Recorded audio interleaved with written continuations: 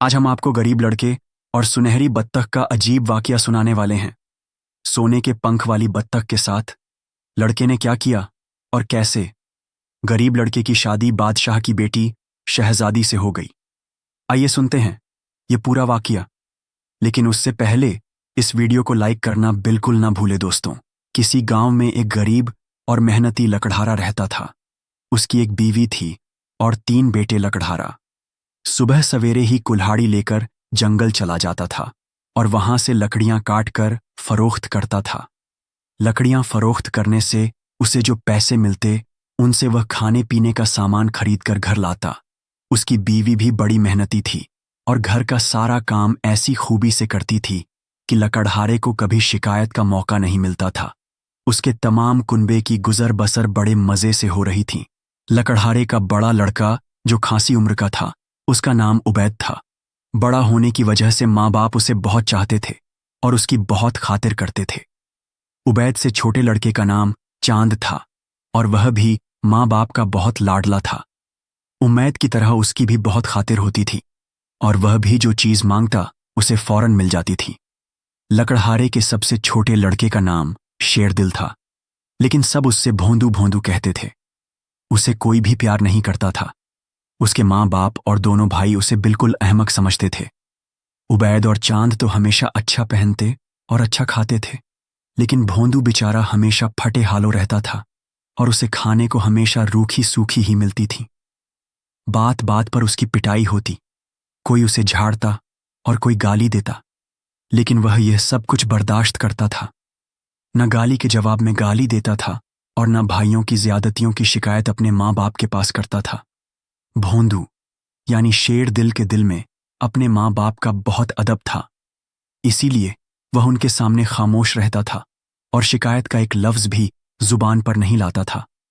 न उसने कभी किसी अच्छे खाने की फरमाइश की थी और न कभी माँ बाप से नए कपड़े मांगे थे। माँ ने जो कुछ दे दिया वही खा लिया और जो पहनने को मिल गया वही पहन लिया। वह बस अपने हाल में ही मग्न रहता था।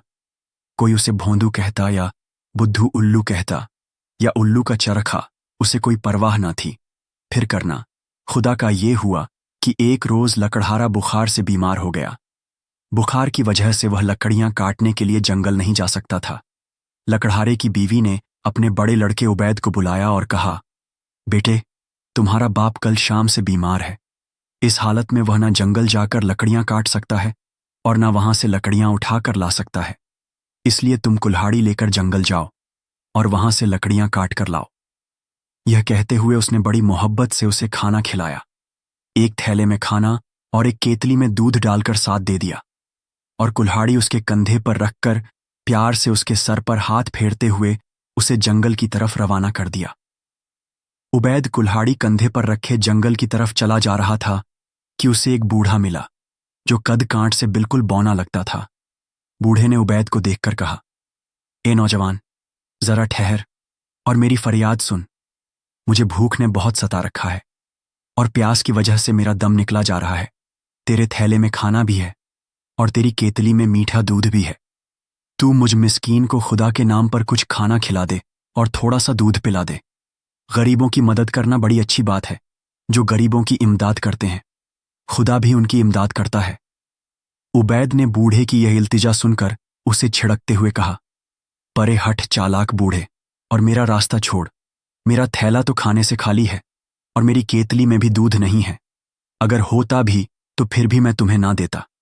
तुम्हें देकर मुझे खुद भूखा रहना पड़ता। चल, यहां से दफा हो। तुझे अपने पेट की पड़ी है।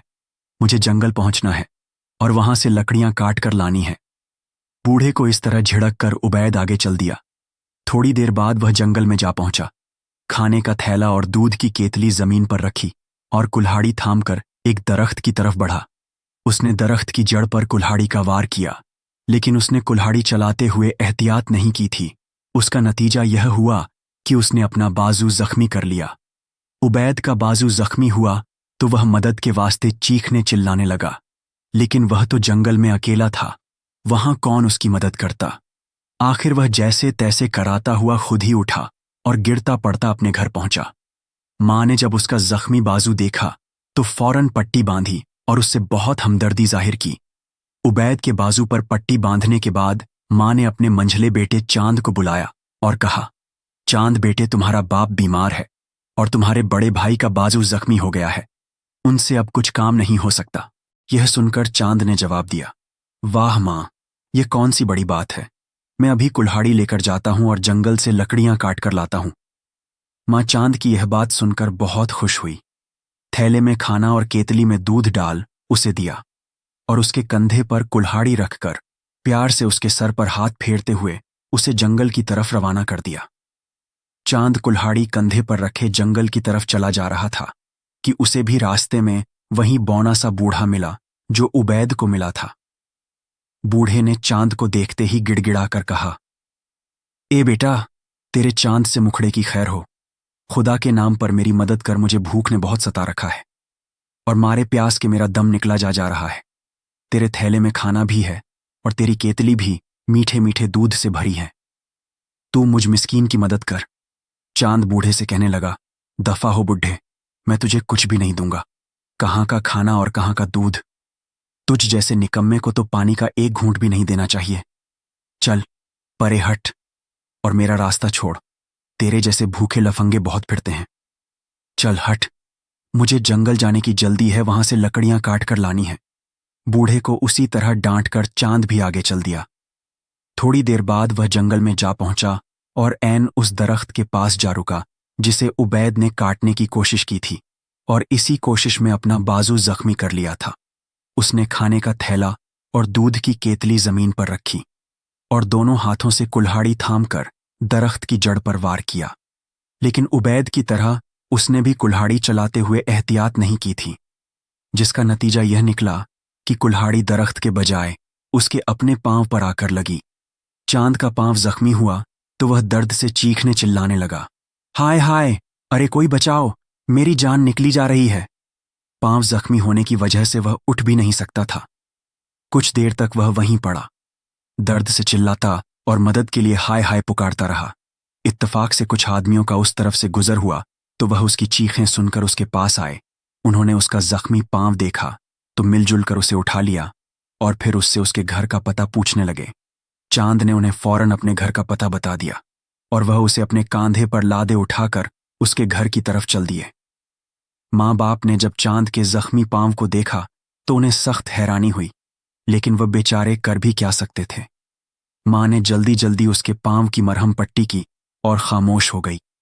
अब बाप बिस्तर में बीमार पड़ा था और उसके दोनों बड़े बेटे लकड़ियां काटने जंगल में जाकर इसी कोशिश में जख्मी हो गए थे। रात तो जैसे तैसे गुजरी। दिन चढ़ा तो शेर दिल, जिससे सब भोंदू भोंदू कहते थे, वह अपने बाप के पास आया और कहने लगा, अब्बा जान, आखिर मैं भी आप ही का बेटा हूं। आप बिस्तर में बीमार पड़े हैं और मेरे दोनों भाई जख्मी हैं। ना आपसे कुछ काम हो सकता है और ना उनसे। आप मुझे इजाजत दे कि मैं जंगल को जाऊं और वहां से कुछ लकड़ियां काट कर लाऊं। शेर दिल की यह बात सुनकर बाप ने हंसने की कोशिश की और कहा, अरे भोंदू, भला तू क्या करेगा? क्या तूने बुजुर्गों की यह कहावत नहीं सुनी कि क्या पिद्दी का शोरबा जंगल से लकड़ियां काट कर लाना तूने कोई आसान काम समझा है क्या? अपने बाप की बात सुनकर शेर दिल बोला, यह ठीक है अब्बा जान कि मैं कमजोर हूं, लेकिन बेहिम्मत नहीं हूं, और मैंने बुजुर्गों की यह कहावत सुनी है कि हिम्मत करें, इंसान तो क्या हो नहीं सकता। इस हालत में आपकी खिदमत करना मेरे लिए जरूरी है और मैं दिलो जान से आपकी खिदमत करूंगा। इसके लिए अगर मुझे कोई तकलीफ भी बर्दाश्त करनी पड़ी तो करूंगा।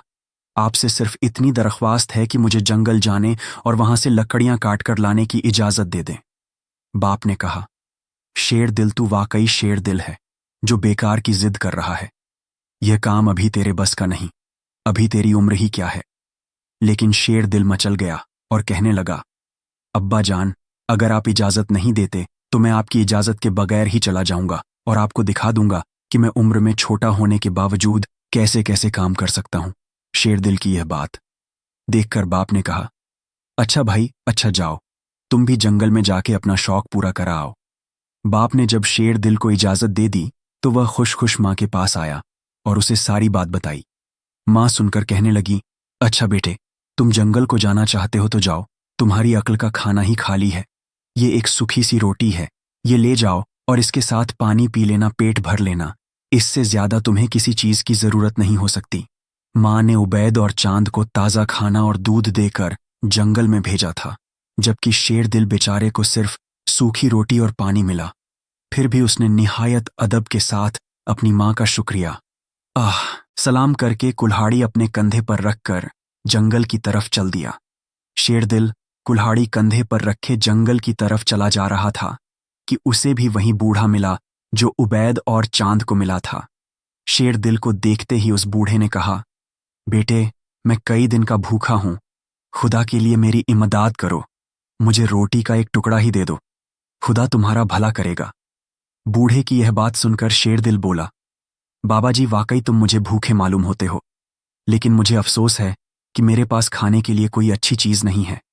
मेरे थैले में एक सूखी सी रोटी है और केतली में पानी के सिवा कुछ नहीं। अगर यह खाना तुम्हें पसंद है तो शौक से खा सकते हो। यह कहते हुए शेरदिल ने जो अपना थैला खोला तो वह देखकर हैरान रह गया कि उसमें सूखी सी रोटी की जगह एक बड़ा सा केक पड़ा है। फिर केतली का ढकना उठाकर देखा तो वह भी पानी के बजाय दूध से भरी हुई थी। शेरदिल हैरान होकर कहने लगा, यह मैं कोई ख्वाब तो नहीं देख रहा हूं। मेरी सूखी रोटी केक बन गई है और केतली में पानी के बजाय मुझे दूध नजर आ रहा है। शेरदिल की यह बात सुनकर बूढ़े ने कहा, बेटे, यह ख्वाब नहीं, हकीकत है। तुम्हारी सूखी रोटी केक में तब्दील हो गई है और तुम्हारी केतली का पानी दूध बन गया है। तुमने मेरे हाल पर रहम खाया है, इसलिए खुदा ने तुम्हें फौरन ही इस नेकी का यह बदला दिया कि तुम्हें अच्छा खाना दे दिया। अल्लाह नेकी करने वालों को इसी तरह जा देता है।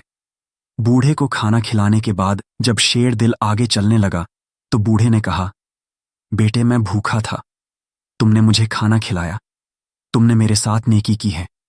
लाजिम है कि अब मैं भी तुम्हारे साथ नेकी करूं। इधर मेरे साथ आओ। शेरदिल बूढ़े के साथ हो लिया।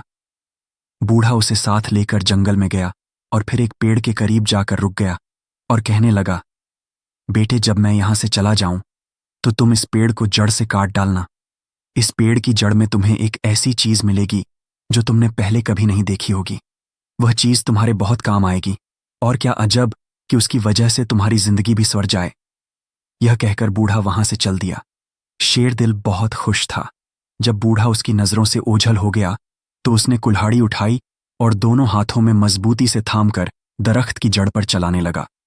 शेरदिल की उम्र ही क्या थी, लेकिन उसने हिम्मत से काम लिया और बराबर दरख्त की जड़ पर कुल्हाड़ी चलाता रहा। आखिरकार दरख्त जड़ से कटकर जमीन पर जा गिरा और शेरदिल यह देखकर हैरान रह गया कि दरख्त की जड़ में खूबसूरत बत्तख बैठी है। उस बत्तख के पर सुनहरे थे और यूं लगता था जैसे वह सोने के ही हैं। शेरदिल हैरान होकर सोचने लगा कि यह तो दुनिया भर से निराली बत्तख है, क्यों ना मैं इसे करीबी शहर ले जाऊं और वहां इसे बेच डालूं। मुझे यकीन है कि यह भारी कीमत पाएगी और इस तरह फिर वाकई हमारी जिंदगी बदल जाएगी। फिर हम अमीर हो जाएंगे और मेरे बाप को लकड़ियां काटने की जरूरत नहीं रहेगी। यही बातें अपने जी में सोचते हुए उसने आगे बढ़कर बत्तख को उठा लिया और फिर उसे मजबूती से बगल में दबाकर झट से करीबी शहर की तरफ रवाना हो गया। शेरदिल जल्द से जल्द शहर पहुंच जाना चाहता था, लेकिन शहर वहां से काफी दूर था। भागम भाग जब वह शहर पहुंचा तो रात का अंधेरा हो चुका था। दुकानें बंद थीं और बाजार खाली। ऐसे में उसको अपनी बत्तख का खरीदार कहां से मिलता। वह उससे पहले शहर में कभी नहीं आया था और इस वक्त वापस भी नहीं जा सकता था। वो एक सराय वाले के पास पहुंचा और कहा, जनाब, मैं यहां परदेसी हूं। इस शहर में मेरा कोई वाकिफ भी नहीं है। अगर आप इजाजत दे तो मैं इस सराय में रात गुजार लूं। जो भी किराया होगा मैं अदा कर दूंगा। सराय वाले ने यह सुनकर कहा, आओ भाई, आओ आओ, ये सराय तो हमने तुम जैसे परदेसी मुसाफिरों के लिए ही खोल रखे हैं। आओ और बड़ी खुशी से यहां रात बसर करो। फिर उसने शेरदिल की बगल में बतख देखी तो हैरान होकर कहने लगा, ये कैसा परिंदा है तुम्हारे पास। शेरदिल ने बत्तख के परों पर हाथ फेरते हुए कहा, यह सुनहरी बत्तख है जनाब। ऐसी बत्तख आपने आज तक नहीं देखी होगी। इसके सारे पर सोने गए हैं। देखो कैसे प्यारे प्यारे लगते हैं। ये बत्तख जमाने भर से अलग है। सराय वाला हैरान होकर बोला, मुझे तो यह कोई जादू का खेल मालूम होता है। मैंने तो कोई सुनहरी बत्तख आज तक देखी ना सुनी। मैं अपनी बेटियों को बुलाता हूं। यकीनन वह भी इस बत्तख को देखकर बहुत खुश होगी। सराय वाले की 3 बेटियां थीं, चुनांचे वह झट से गया और उन्हें बुला लाया और बत्तख की तरफ इशारा करते हुए कहने लगा, ए बेटियों, यह अजीबो गरीब बत्तख देखो। इसका रंग सुनहरा है और इसके सारे पर सोने के हैं। देखो कैसे प्यारे प्यारे लगते हैं। सराय वाले की लड़कियों ने जब सुनहरी बत्तख देखी तो वह देखकर खुश भी हुई और हैरान भी। एक लड़की ने कहा, क्या प्यारी दूसरी लड़की मुस्कुराते हुए कहने लगी, इसके पर तो बहुत ही खूबसूरत है। तीसरी लड़की ने शेर दिल से कहा, तुम तो बड़े ही खुशकिस्मत हो जो तुम्हें यह बत्तख मिल गई है। सराय वाले की लड़कियां बत्तख को देखने और उसकी तारीफें करने के बाद वापस चली गईं, तो सराय वाले के कहने पर भोंदू ने बत्तख को एक कमरे में रख दिया और खुद दूसरे कमरे में लेट गया। थका हुआ तो था ही, लेटते ही उसे गहरी नींद आ गई। उधर शेर दिल अपने कमरे में बड़े मजे से गहरी नींद सो रहा था और उधर सराय वाले की बड़ी लड़की के दिल में लालच पैदा हुआ। उसका नाम सीमा था। वह सोचने लगी कि क्यों ना मैं बत्तख का एक पर नोच लाऊं और उसे अपने बालों में लगा लूं। एक पर का किसी को क्या पता चल सकता है। इस तरह मुझे मुफ्त में सोना मिल जाएगा और मैं उससे कोई जेवर बनवा लूंगी। ये बातें अपने जी में सोचते हुए सीमा ने एक मोमबत्ती जलाई और आहिस्ता आहिस्ता कदम उठाती हुई बत्तख वाले कमरे में आई। मोमबत्ती उसने एक तरफ जमीन पर रख दी और फिर बत्तख का पर नोचने के लिए उसे हाथ लगाया। जैसे ही सीमा ने बत्तख को हाथ लगाया, यह अनोखा तमाशा हुआ कि उसका हाथ बत्तख के साथ ऐसे चिपक कर रह गया जैसे कागज को लेई के साथ दूसरे कागज से जोड़ दिया जाए। उसने घबराकर अपनी बहन नाजो को आवाज दे दी, अरे नाजो, जरा आना और मेरा हाथ तो छुड़ाना। सीमा की आवाज सुनकर नाजो, उसकी बहन, अपने कमरे से भागी भागी आई। मोमबत्ती की रोशनी में उसने देखा कि सीमा का हाथ बत्तख के साथ लगा हुआ है और वह सख्त घबराई हुई है। नाजो ने पूछा, क्या बात है सीमा? सीमा ने सख्त घबराहट से कहा, अरे बात क्या पूछती हो, जरा आकर मेरा हाथ तो छुड़ाओ। इस बत्तख से नाजो आगे बढ़ी और सीमा का हाथ छुड़ाने के लिए जैसे ही अपना हाथ आगे बढ़ाया, उसका हाथ भी सीमा के साथ ही चिपक कर रह गया और वह भी डर के मारे दुहाई मचाने लगी, अरे कोई आओ, हमें इस बत्तख से छुड़ाओ, हमें बचाओ, नहीं तो हम मर जाएंगे।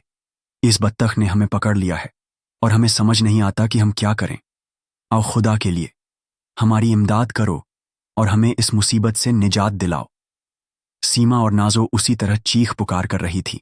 उनकी तीसरी बहन शाली यह चीख पुकार सुनकर जाग उठी और अपने कमरे से निकलकर छत दौड़ी बत्तख वाले कमरे की तरफ आई। सीमा और नाजो को जब उसने बत्तख के पास खड़े देखा तो समझा कि उसकी बहनें बत्तख की सुनहरी पर नोच रही हैं।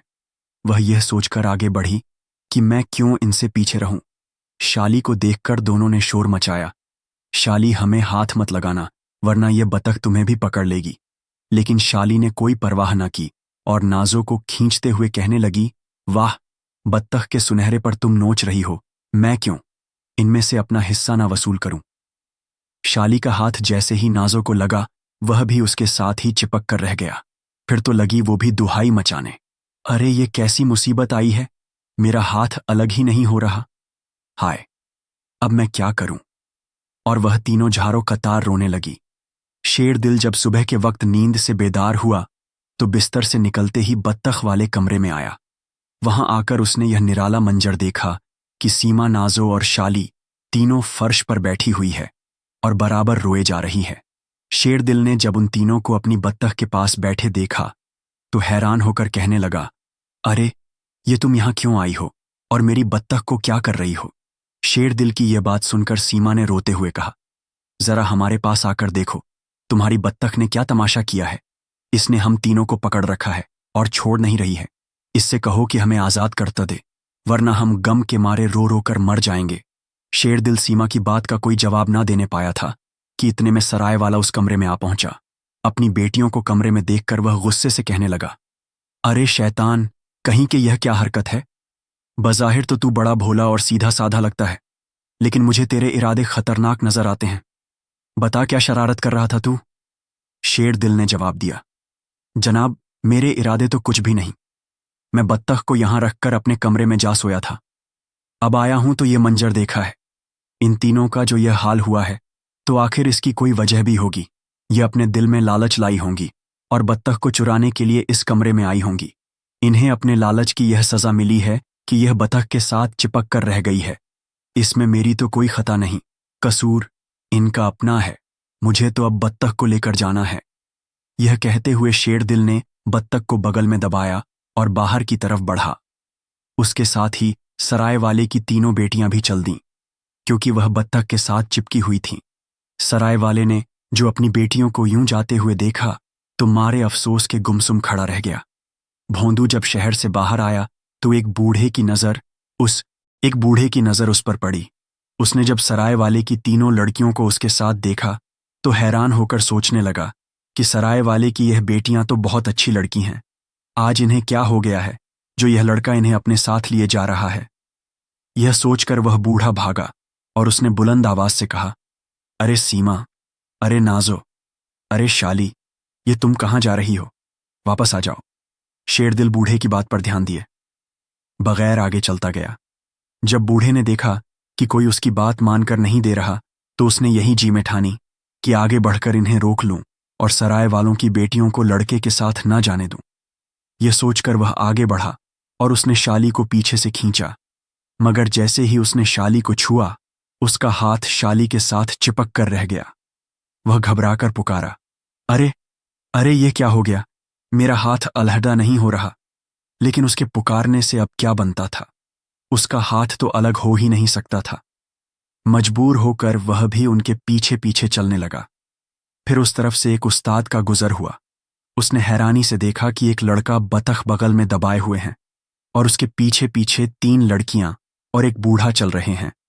वह हैरान होकर सोचने लगा कि यह मामला क्या है। क्या इन लड़कियों और बूढ़े पर कोई जिन्न तो नहीं आ गया? यह सोचकर उस्ताद आगे बढ़ा और बूढ़े के कंधे पर हाथ रखते हुए कहने लगा, बड़े मियाँ, ये क्या बात है? लेकिन जैसे ही उसने बूढ़े के कंधे पर हाथ रखा वह भी साथ ही जकड़ा गया। वह फौरन मारे डर के, अरे मैं मर गया, बचाओ, मुझे छोड़ा। करीब के एक खेत में 2 किसान काम कर रहे थे। उन्होंने जब उस्ताद की आवाज सुनी तो अपने कुदाल और फावड़े फेंक कर झट उसकी इमदाद के लिए आया। लेकिन जब उन्होंने उस्ताद को पकड़ा और उसका कोट अपनी तरफ खींचा तो वो दोनों भी साथ ही चिमट कर रह गए। अब वो भी अपना हाथ नहीं छुड़ा सकते थे, इसलिए मजबूर होकर पीछे पीछे हो लिए। अब आगे आगे शेरदिल बतख बगल में दबाए चल रहा था और उसके पीछे 7 आदमी थे। 3 सराय वाले की लड़कियां, एक बूढ़ा, एक उस्ताद और 2 किसान। बत्तख ने इन सबको जकड़ रखा था और वह बेबस होकर शेरदिल के पीछे पीछे चले जाते थे। वह सारा दिन इसी तरह चलते रहे और शाम के करीब एक और शहर में जा पहुंचे। जब वह शहर में दाखिल हुए तो लोग हैरान हो होकर उन्हें देखने लगे। बाजार में छतों पर खिड़कियों में देखने वालों की एक भीड़ सी लग गई। ऐसा निराला तमाशा किसी ने पहले कब देखा था। शहर में दाखिल होने के बाद सीमा ने रोते हुए शेरदिल से दरख्वास्त की, आखिर तुम कब तक इसी तरह चलते रहोगे? हम बहुत थक गए हैं और अब शाम भी हो गई है। खुदा के वास्ते हमारे हाल पर रहम करो और आगे जाने के बजाय यही ठहर जाओ। सीमा की बात सुनकर शेरदिल ने कहा, बहुत अच्छा, तुम फिक्र ना करो, हम यहीं ठहर जाएंगे। चलो किसी सराय की तरफ चलते हैं, वहां रात बसर करेंगे। चुनांचे भोंदू उन्हें साथ लिए हुए एक सराय के दरवाजे पर पहुंचा और सराय वाले से कहने लगा, मियाँ, हम मुसाफिर हैं, क्या हम रात भर के लिए यहां ठहर सकते हैं? सराय वाले ने जवाब दिया, आओ भाई आओ, ये सराय तो हमने मुसाफिरों के आराम के लिए ही खोल रखी है। आओ अंदर आ जाओ, तुम्हें खाना भी मिलेगा और बिस्तर भी। सराय वाले की बात सुनकर वह अंदर आ गए और इसी तरतीब से आगे पीछे बैठ गए जिस तरतीब से वह बत्तख के साथ चिपके हुए थे। उन्हें देखकर सराय वाला हैरानी से कहने लगा, तुम्हारा यह काफिला तो बहुत ही अनोखा है।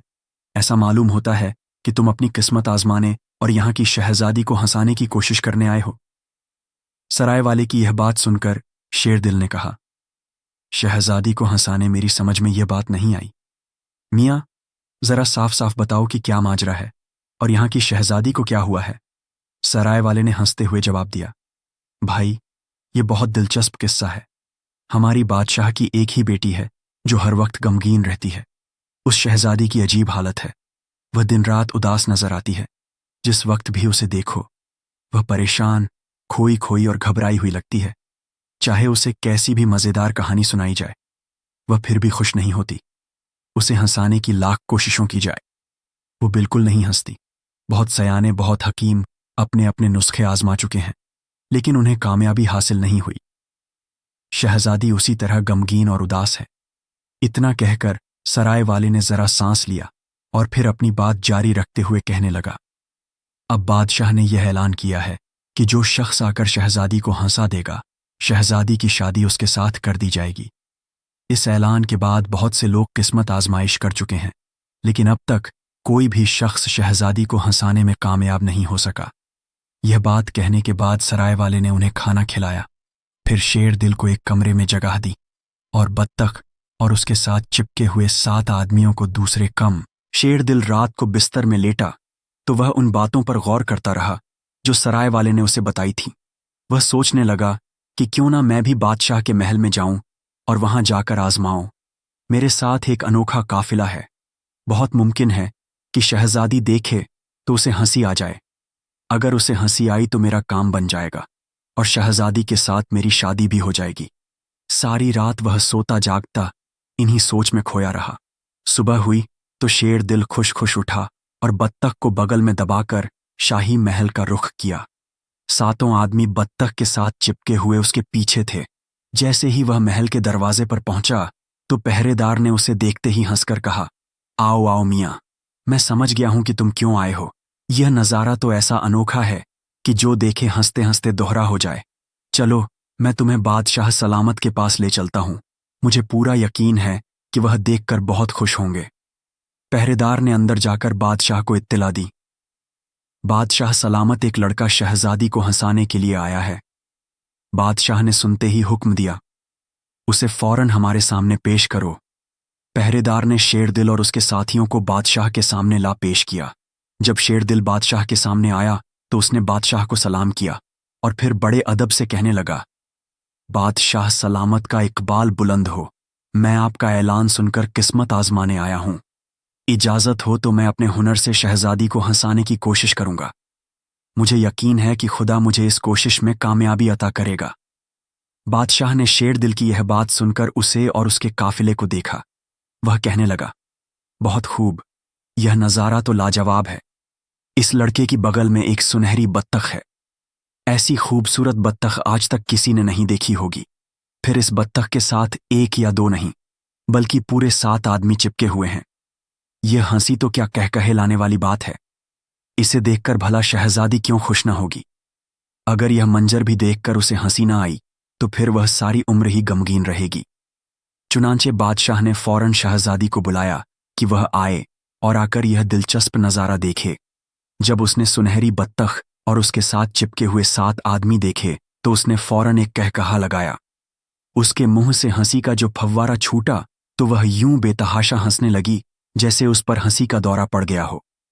हंसते हंसते उसकी यह हालत हो गई जैसे अब वह हमेशा ही हंसती रहेगी।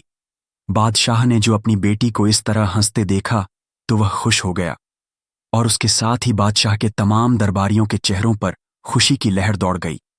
शहजादी हंसी तो सुनहरी बत्तख के साथ चिपके हुए कैदियों को भी रिहाई मिल गई और वह सब एक एक करके बतख से अलहदा हो गए। उनकी खुशी का भी कोई ठिकाना ना था। शेरदिल ने सुनहरी बतख सीमा नाजो और शाली के हवाले कर दी और कहा, ये बत्तख अब तुम्हारी है, तुम इसे अपने साथ ले जा सकती हो। सीमा नाजो शाली, बूढ़ा उस्ताद और दोनों किसान बत्तख से रिहाई हासिल करने के बाद अपने अपने घरों को वापस चल दिए। सराय वाले की लड़कियां तो बहुत ही खुश थीं क्योंकि सुनहरी बत्तख अब उनकी अपनी हो गई थी। शेरदिल बदस्तूर दरबार में खड़ा था। वह बादशाह की शर्त पूरी कर चुका था और अब इंतजार कर रहा था कि कब बादशाह अपने ऐलान के मुताबिक शहजादी की शादी उसके साथ करता है। बादशाह की शर्त अगरचे पूरी हो चुकी थी, लेकिन उसकी नीयत बदल गई थी। वह सोच रहा था कि यह ठीक है कि शहजादी को इसने हंसाया है, लेकिन यह एक मामूली सा लड़का है जिसका लिबास भी ढंग का नहीं है। मैं इतना बड़ा बादशाह हूं, इसे अपना दामाद कैसे बना लूं?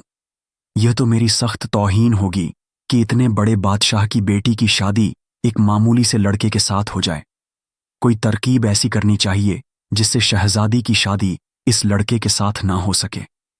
इधर बादशाह यह बातें सोच रहा था, उधर शेरदिल बादशाह के मुंह से शहजादी के साथ शादी का ऐलान सुनने के लिए बेकरार था। उसने बादशाह को फिर झुककर सलाम किया और कहा, बादशाह सलामत के इकबाल का सितारा ऊंचा रहे। मैंने आपकी शर्त पूरी कर दी है। अब आप भी अपनी शर्त पूरी करें और शहजादी की शादी मेरे साथ कर दें। तो बादशाह कहने लगा, अरे शेर दिल, तुम अभी हमारी शहजादी के लायक नहीं हो। पहले अपने आप को शहजादी का शौहर बनने का अहल साबित करो, फिर बात करना। बादशाह की बात सुनकर शेर दिल ने बड़े अदब से पूछा, हुजूर, अब आप मुझसे क्या चाहते हैं? यह सुनकर बादशाह ने थोड़ी देर कुछ सोचा और फिर कहा, तुम्हें अब यह काम करना है कि एक ऐसा आदमी लेकर आओ जो 100 मन दूध पीकर दिखाए। जब तक तुम्हें कोई ऐसा आदमी ना मिल जाए, उस वक्त तक मुझे अपनी शक्ल ना दिखाना। बादशाह का यह हुक्म सुनकर शेर दिल बड़ा हैरान हुआ कि अब मैं क्या करूं? ऐसा आदमी कहां से तलाश करूं जो पूरा 100 मन दूध पी सकता हो? सोचते सोचते उसे जंगल का बूढ़ा याद आया जिसके बताने पर जड़ में से सुनहरी बत्तख मिली थी।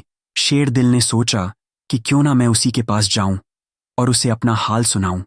यकीनन वह मेरी कोई मदद करेगा और इस मुश्किल से निकलने के लिए मुझे कोई रास्ता बताएगा। चुनांचे शेर दिल ने बादशाह को अदब से सलाम किया और फिर शाही महल से निकलकर उसी जंगल का रास्ता लिया जहां से उसे सुनहरी बत्तख मिली थी। चला चल शेर दिल जंगल में ऐन उस जगह पहुंचा जहां उसको सुन बत्तख दरख्त की जड़ से मिली थी। वहां उसने देखा कि एक बोना सा आदमी बैठा रो रहा है। उसे रोते देखकर शेर दिल को उस पर बड़ा तरस आया कि ना जाने बेचारे को क्या सदमा पहुंचा है जो यह इस तरह रो रो कर अपनी जान खो रहा है। शेर दिल ने करीब जाकर बड़े अदब से उसे सलाम किया और फिर पूछा, भाई आपको क्या तकलीफ है जो आप इस तरह रोए जा रहे हैं? उस आदमी ने शेर दिल की बात सुनकर उसकी तरफ देखा और कहा, तुम मुझे एक नेक लड़के नजर आते हो, इसलिए मैं तुम्हें अपना हाल बताता हूं। अगरचे इसका फायदा कुछ नहीं होगा। बात यह है कि मुझे प्यास ने बेकरार कर रखा है। मैंने पानी का एक मटका पिया था, लेकिन फिर भी प्यासे का प्यासा हूं। सोचता हूं कि कहीं से दूध मिले तो मेरे दिल को तस्कीन हो, लेकिन इतना दूध मुझे कौन पिलागा? बौने आदमी की यह बात सुनकर शेर दिल का दिल बड़ा खुश हुआ। उसने कहा, भाई तुम मेरे साथ आओ, तुम्हारी प्यास बुझाने का बंदोबस्त मैं करता हूं। मैं तुम्हें 1 या 2 नहीं बल्कि पूरे 100 मन दूध पिलाऊंगा। आओ मेरे साथ चलो। शेर दिल ने यह कहते हुए उस बोने का हाथ थामा और फिर तेज तेज चलते हुए जितनी जल्दी भी मुमकिन हो सकता था बादशाह के दरबार में पहुंचा और बोने को उसकी खिदमत में जा पेश किया। शेर दिल ने बोने की तरफ इशारा करते हुए कहा, बादशाह सलामत, यह बोना हाजिर है, लेकिन आप इसे कोई खिलौना ना समझे। ये आपको 100 मन दूध पीकर दिखाएगा और 100 मन दूध पीकर भी शायद इसकी प्यास नहीं बुझेगी। बादशाह ये सुनकर हैरान हुआ और कहने लगा, अरे ये बोना 100 मन दूध पिएगा। 2 बालिश्त तो इसका कद है और चमचों जैसे इसके हाथ हैं। शेर दिल ने अदब से कहा, बादशाह सलामत, आप इस बात को मजाक ख्याल ना फरमाएं। ये बोना है तो 2 बालिश्त का ही, लेकिन 100 मन दूध जरूर पी लेगा। आप दूध मुहैया करें और फिर नज़ारा देखें। शाही तोशा खाने में तो दूध पहले से ही मौजूद था। बादशाह और उसके दरबारी शेर दिल और बोने को वहां ले गए जहां 100 मन दूध रखा हुआ था। बादशाह ने बोने को इशारा किया, चलो यह सारा दूध पियो। बोने को तो इशारा ही काफी था। उसने आगे बढ़कर दूध से भरी एक बाल्टी उठाई और फिर एक ही घूम में उसे खाली कर दिया। एक के बाद दूसरी, दूसरी के बाद तीसरी। वह इसी तरह बेतहाशा पीता रहा और बाल्टियां पर बाल्टियां खाली कर रहा था। बादशाह और दरबारी सब देखकर हैरान थे। थोड़ी देर बाद शाही तोशा खाना में दूध का एक कतरा भी बाकी ना रहा। बोने ने मुस्कुराते हुए अपने पेट पर हाथ फेरा और बादशाह से कहने लगा, बादशाह सलामत, क्या आप कुछ और दूध मंगवा कर देंगे? मुझे इसमें शक नहीं कि यह दूध बहुत मीठा था। इसे पीकर मुझे बड़ा ही लुत्फ आया है। ऐसा लजीज दूध मुझे आज तक नहीं मिला। बोने की यह बात सुनकर बादशाह और दरबारी हैरान रह गए। उन्हें ख्याल भी नहीं हो सकता था कि 2 बालिश्त का यह बोना 100 मन दूध पी जाएगा और फिर भी सैर नहीं होगा। शेर दिल ने बड़े अदब से बोने का शुक्रिया अदा किया और फिर बड़ी अकीदत के साथ उसे रुखसत किया। बोने को रुखसत करने के बाद वह बादशाह के पास आया और उसे सलाम करते हुए कहने लगा, आपने जो शर्त लगाई थी वह मैंने पूरी कर दी है। अब मैं शहजादी का पूरी तरह हकदार हूं। शहजादी मुझे मिलनी चाहिए। अब आप हम दोनों की शादी कर दें। शेर दिल की बात सुनकर बादशाह ने कहा, अरे यह तो आसान सा काम था, कोई मुश्किल सा काम करके दिखाओ, तो फिर हम तुम्हें अपनी बेटी का हकदार समझेंगे। यह बात कहकर बादशाह ने कुछ देर सोचा कि अब इस लड़के को ऐसा काम बताना चाहिए जो यह किसी सूरत ना कर सके। काफी देर तक गौर करने के बाद उसने कहा, सुनो लड़के, अब तुम एक ऐसा शख्स लेकर आओ जो रोटियों का पहाड़ खाकर दिखाए। इस सूरत में हमको यकीन आएगा कि तुम वाकई शहजादी के लायक हो। लेकिन अगर ऐसा शख्स तुम्हें ना मिल सकेगा तो यहां आने की जुर्रत ना करना। इतना कहकर उसने शेर दिल के दरबार से रुखसत किया, जैसे सर से कोई बला टली हो। शेर दिल के जाने के बाद उसने अपनी बेटी से कहा, मेरी बेटी, तुम अपने दिल में जरा भी फिक्र ना करना। इस लड़के के साथ तुम्हारी शादी अब नहीं हो सकती। मैंने शर्त ही ऐसी रख दी है कि मैं ऐसा कोई शख्स ही नहीं जो इस शर्त को पूरा कर सके। भला दुनिया में कौन ऐसा कमाल दिखा सकता है कि रोटियों का पहाड़ खा जाए। बादशाह की यह बात सुनकर शहजादी ने कहा, अब्बा जान, आपने यह बात अच्छी नहीं की। इंसान जो वादा करे उसे पूरा करना चाहिए। बादशाह ने जैसे गुस्से होकर कहा, तुम चुप रहो। इस मामले में तुम्हारी शादी उस शख्स से हो सकती है जो तुम्हारे लायक हो। एक मामूली से लड़के को अपना दामाद बना ले। मेरी सख्त तौहीन है। शहजादी बेचारी सहम कर खामोश रही। उधर बादशाह का फरमान लेकर शेरदिल ने फिर जंगल का रास्ता लिया और चल फिर पहली जगह पहुंचा। अब की बार उसने वहां एक और बोना देखा जो शक्ल से ही भूखा लगता था। उसने अपना पेट पट्टियों से कस रखा था। शेरदिल ने करीब जाकर बड़े अदब से उसे सलाम किया और फिर कहा, साहब, ये क्या बात है जो आपने अपना पेट इस तरह पट्टियां से बांध रखा है? बोने ने उसकी बात सुनकर जवाब दिया, भाई 4 दिन से मैंने कुछ नहीं खाया। मेरे पेट में चूहे दौड़ रहे हैं। शेरदिल ने हैरान होकर पूछा, क्या सचमुच आपने 4 दिन से कुछ भी नहीं खाया? बोने ने कहा, क्या खाना था भाई, बस यही 2-4 मन रबड़ी और मलाई। इससे बात कुछ बनी नहीं। भला कहीं 2-4 मन खाने से भी मेरी भूख मिट सकती है। शेरदिल बोने की बात सुनते ही खुश हो गया और बोला, साहब, आप मेरे साथ चले। मैं आपके खाने का वो सामान करूंगा कि आप देखकर हैरान रह जाएंगे। आपके सामने रोटियों का एक पहाड़ होगा। आप उसे मजे से खाएं और अपनी भूख मिटाएं। भोंदू की यह बात सुनकर बोना खुश खुश उसके साथ चल दिया। वह दोनों तेज चलते हुए बादशाह के दरबार में जा पहुंचे। शेरदिल ने बोने को बादशाह की खिदमत में पेश कर दिया और कहा, यह बोना हाजिर है। यह आपको रोटियों का पहाड़ खाकर दिखाएगा। बादशाह ने अब के शेरदिल की बात को मजाक नहीं समझा। उसने फौरन अपने मुल्क में जितना भी आटा था वह इकट्ठा कराया और बावर्चियों ने उसे पका पका कर रोटियों का पहाड़ जितना ऊंचा ढेर लगा दिया। शेरदिल ने बोने को उस पहाड़ के पास ला बिठाया और कहा, लो साहब, खाए और खूब पेट भरकर खाए। बोने ने जो रोटियों का पहाड़ देखा तो खुश हो गया कि यकीनन अब मेरा पेट भर जाएगा। फिर उसके बाद वह रोटियां खाने लगा। सारा ढेर देखते ही देखते ठिकाने लगा दिया। शाम तक रोटियों के पहाड़ की जगह मैदान साफ था। बादशाह और बादशाह के दरबारी शहजादी सब करीब खड़े हैरानी से देख रहे थे कि यह 2 बालिश्त से जितना बोना रोटियों का इतना बड़ा पहाड़ खा गया है। उन्हें हैरान देखकर बोना हंसा और कहने लगा, मियाँ हैरान क्यों होते हो? कुछ और रोटियां हो तो लाओ। रोटियां नहीं तो चावल ही मंगवा लो। मेरे पेट में कुछ आसरा तो हो गया है, लेकिन पूरी तरह पेट अब भी नहीं भरा। शेर दिल ने बोने के पास आकर उसकी पीठ ठोंकी और कहा, आफरीन है साहब, आप जैसा बहादुर इस दुनिया में कहाँ मिलेगा। आप ना होते तो मैं बादशाह की यह शर्त पूरी नहीं कर सकता था। इस तरह शेरदिल ने बोने का शुक्रिया अदा किया और फिर उसे निहायत अदब और इज्जत के साथ वहां से रुखसत किया। बोने का रुखसत करने के बाद शेरदिल बादशाह के पास आया और सलाम करने के बाद अदब से कहने लगा, आपने जो हुक्म मुझे दिया था वह मैंने पूरा कर दिया है। आपके कहने के मुताबिक मैंने 3 मुश्किल काम अंजाम दिए हैं। अब आप अपना वादा पूरा करें और शहजादी की शादी मुझसे कर दें। शेरदिल की यह बात सुनकर बादशाह ने फौरन ही कहा, बड़ी जल्दबाजी है। अभी तो तुम्हें एक और काम करना है। अगर तुमने वह भी कर लिया तो फिर शहजादी के हकदार होंगे। बादशाह की बात सुनकर शेरदिल ने कहा, अब कौन सा काम है जो मुझे करना है? बादशाह कहने लगा, हमारी यह ख्वाहिश है कि हमको एक ऐसा जहाज मिले जो खुश्की और पानी दोनों पर चलता हो। तुम कहीं से ऐसा जहाज लेकर आओ, लेकिन जब तक तुम्हें ऐसा जहाज ना मिल जाए हमें अपनी शक्ल दिखाने की जुर्रत न करना। यह कहकर बादशाह ने शेर दिल को वहां से रुखसत कर दिया और दिल में खुश होने लगा कि उसने यह मुसीबत हमेशा के लिए अपने सिर से टाल दी है। भला ऐसा जहाज उसे कहाँ मिलेगा जो खुश्की और पानी दोनों पर चलता हो। बादशाह का हुक्म पाकर शेर दिल ने फिर जंगल का रास्ता लिया और फिर चल उस जगह पहुंचा जहां उसने दरख्त काटा था।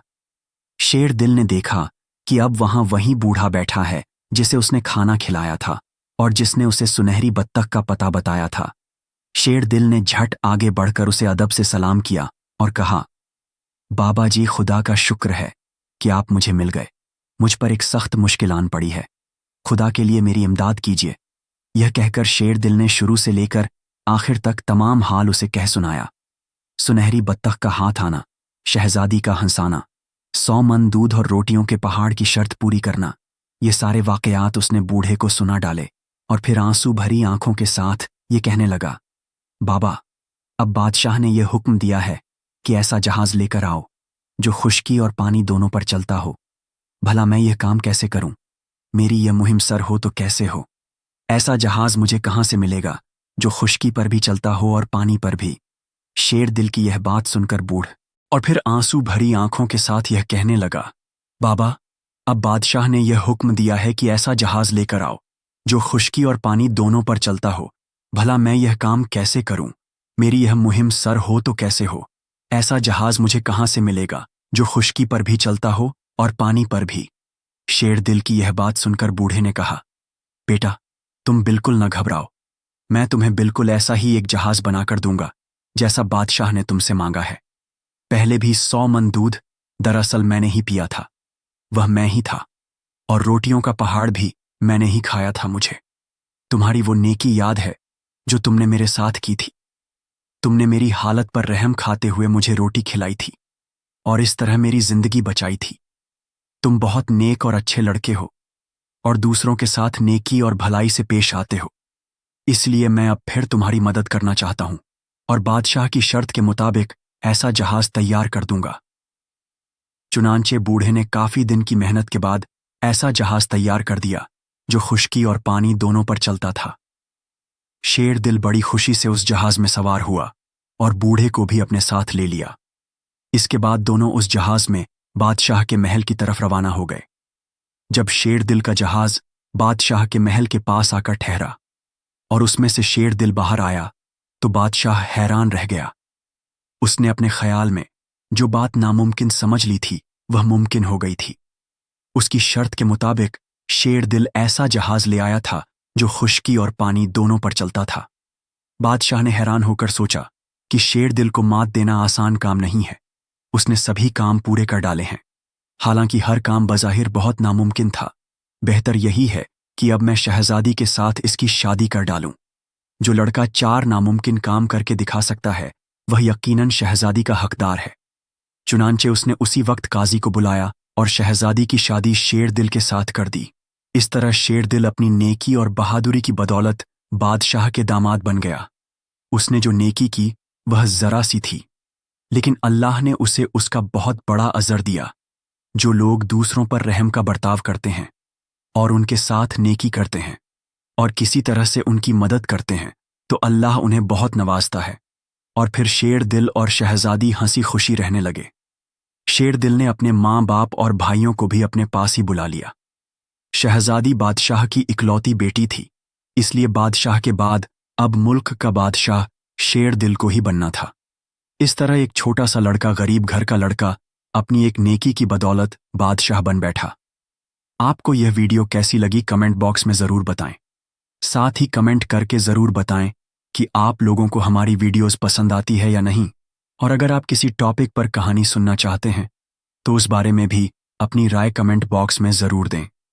वीडियो पसंद आने की सूरत में लाइक करना बिल्कुल भी ना भूलें।